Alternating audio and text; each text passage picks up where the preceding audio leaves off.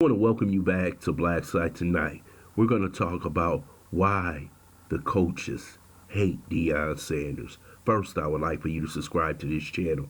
Hit that like button, hit that notification button, but also comment on this video. Last weekend, Deion Sanders in Colorado was routed by the Oregon Ducks 42-6. And there were plenty of coaches around the country celebrating his blowout loss simply because they don't like him. They don't like his style, his personality, his vigor, but they don't like that the big man is back on campus. And a lot of these coaches are extremely jealous. They thought Deion should not receive the coverage or respect because he didn't earn it. And Dan Lanning was picked to be the man to teach Deion a lesson, to humble him. You know how they used to do us. Too arrogant. You need to be pushed down another level. And Dan Lanning did everything he could to embarrass Deion Sanders last weekend, especially going for a fake punt at his own 17-yard line, and it was executed perfectly, and they went down and scored a touchdown. But some of the statements that were made by Dan Lanning were extremely personal, and it should have never came to that. When he said, they're out here for views and clicks, we are out here for wins. So how can you tell that a professional athlete, Deion Sanders, won 2 Super Bowls, 3 Super Bowls, Hall of Famer, one of the greatest players ever to step on this earth, that he's out there for clicks and views, basically out there to be the king of social media? This is what they really think about Deion behind the scenes, but they also don't think he's intelligent enough to be an excellent football coach. They believe that you have to go through the grind to make it to the level in which they are at college football to be a head coach.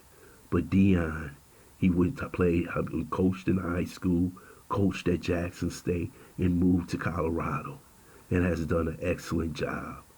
But they don't like it because he's moving too fast, moving too smooth, talking too smooth, and they don't like that. They don't like somebody who's different coming into the college ranks. Remember, the college ranks is still a good old boys club, mostly for the white men who go out and pluck black athletes from inner cities or country towns. But now they got someone they have to deal with, someone who knows the game, someone who knows how to talk to parents, and that's Deion Sanders. So they wanted to give him 50 lashes and say, hey Deion, look it, you're not so great. You know what they're trying to do? They're trying to break his confidence. They know that Deion is an extremely confident person when he steps on the field. But they're trying to say that this is not you as a professional football player. This is coaching. And we don't believe that you're that good. But Deion is saying, I am. And when I get the best players possible, and see, a lot of people was out here saying, well, he's got 300-pound players. No, they're not 5-star recruits.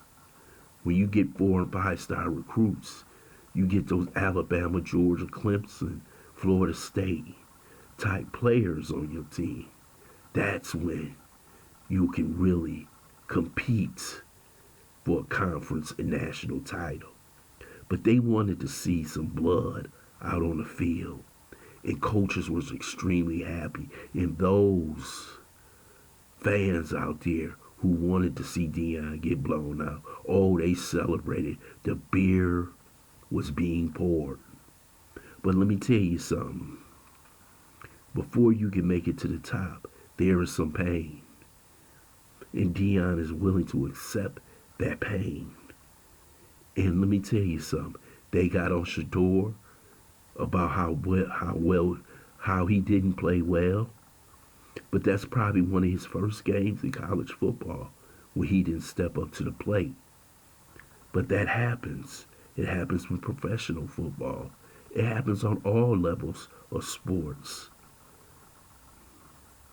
But I believe that Deion will come back, and we'll see this weekend against the USC Trojans. We'll see if he'll respond. We'll see if his team will bounce back, or will they lay down. Because there are many of people out there who want to see this team collapse in America's face. See, they feel as though Deion is not the guy who should be getting all this publicity. But one thing Deion has done, he has brought the spotlight back to college football. The last 2 weeks, his college football games against Colorado State and here against Oregon were #1. And they should be glad that they're getting that type of hype, especially when college football is on every damn channel you can find. So why do they hate him so much? They don't like a black man who's confident, who they see as arrogant, who they see as a man who's spiritual and has a family foundation. They don't like that. And what Deion is projecting is something they can't stand. We have to understand that those racial tendencies are still out there. They love to see the docile black man, the black man who doesn't speak loud, the black man who stays in his place. And Deion is not that man. Deion is going for the national championship. You see, this is what happens when you deal with them folks. Deion should have known, and I knew he knew how they were going to react. And even when Deion met Dan Lanning at the middle of the field, he was respectful because they wanted him to do something negative. See, you got to understand, they play games with you. You know, they play mental games. You know, you can have your laugh today, but I'll have my laugh tomorrow. And when I'm holding up that championship trophy, one day I'm going to look back at that moment and say, you thought I couldn't do it, but I did. And let me tell you something, Deion is going to have that trophy because the brothers is going to rally around him and make sure in the end that he gets that national championship. I want to thank you for listening to Black Sight.